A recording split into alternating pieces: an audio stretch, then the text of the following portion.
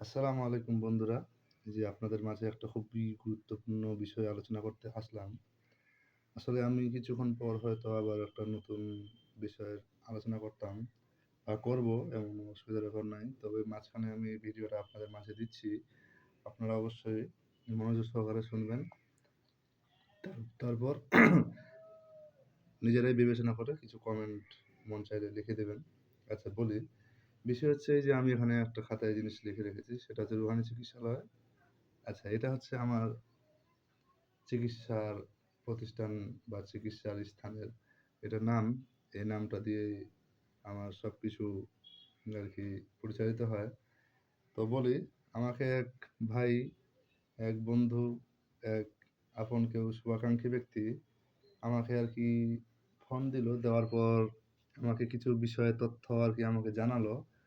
সেই তথ্যটা কি? যে আমার পাশের কোনো ব্যক্তি বা আশেপাশের কোনো ব্যক্তি যে নাকি আমাকে অনেক বেশি ভালোবাসে। কেমন ভালোবাসে? যে আমি যে এই যে চিকিৎসা করছি বা আমার কাছে কয়েকজন লোক আসছে বা সুস্থ হচ্ছে, এমনকি সোশ্যাল মিডিয়ায় আমি এই যে ভিডিও আকারে মানুষের কাছে বিভিন্ন তথ্য দিচ্ছি, তো এই বিষয়টা নাকি তার মানে সমস্যা দেখা দিচ্ছে আরকি।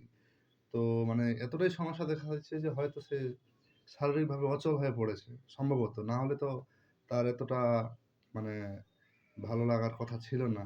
কারণটা বলি, আমার চিকিৎসা আমি করে আমার কাছে কে আসে, সে সুস্থতা পায় কিনা সে ব্যক্তিটাই সে নিজে বলবে।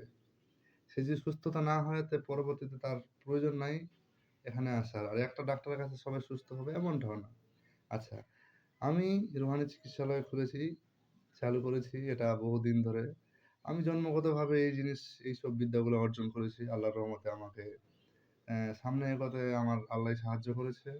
এমনকি মানুষের ভালোবাসা, অনুপ্রেরণায় আমি সবার লোকের চোখের সামনে বা সোশ্যাল মিডিয়ায় বা লোকের ঘরে, ঘরে যাতে আমাকে শুনতে পায়, বুঝতে পায় এবং আমার বিষয়গুলা, চিকিৎসাগুলো তারা জানতে পায়, এর জন্য আমি সোশ্যাল মিডিয়া চালু করেছি। আচ্ছা, ভালো কথা। তো বিষয় হচ্ছে যে আমি বলি, আমার বিদ্যায় কাজ হয়, আমার কাছে রোগী আসে কি না আসে, সে যেই হোক। তো সেই শুভাকাঙ্ক্ষী ব্যক্তি তার এত বেশি আরকি ভালোবাসা যে তার এটা সহ্যই হয় না। তো এমন অনেক ব্যক্তি আছে যাদের সহ্য হবে না এবং সহ্য না হওয়াটাই স্বাভাবিক। কারণ যার যেটা রিজিক আছে আল্লাহ বলেছে, "ওয়াল্লাহু খায়রুর রাজিকিন।" কারো রিজিক কেউ নষ্ট করতে পারবে না। তো এই জিনিসটা বলি, যদি আপনাদের কারো কোনো মানে এরকম শুভাকাঙ্ক্ষী ব্যক্তি যদি আমার কেউ আশেপাশে থেকে থাকেন বা কারো কোনো সমস্যা হয়, তো সরাসরি আমার কাছে আসবেন এবং পারলে একটা জিনেগ্রস্ত রোগীকে নিয়ে আসবেন। সে সুস্থ হয় কি না হয় সেটা সরাসরি দেখে যাবেন। তারপর গিয়ে কোনো মন্তব্য করতে পারেন।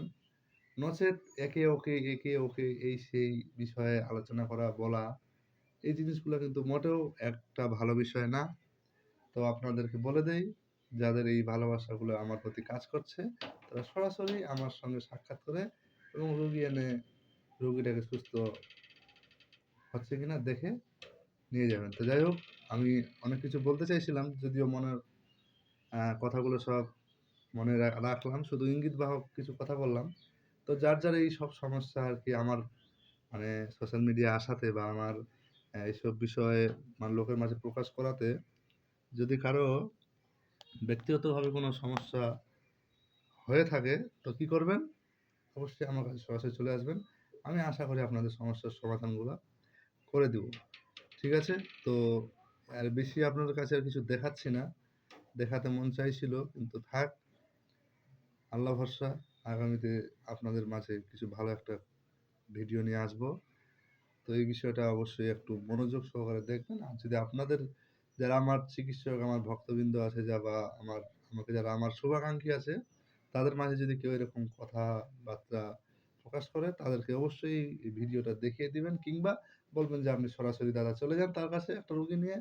তারপর অবশ্যই নিজে এসে ফিডব্যাকটা দিয়েন।" তো যাই হোক, আল্লাহ হাফিজ। দেখা হচ্ছে আগামী এক ভিডিওতে।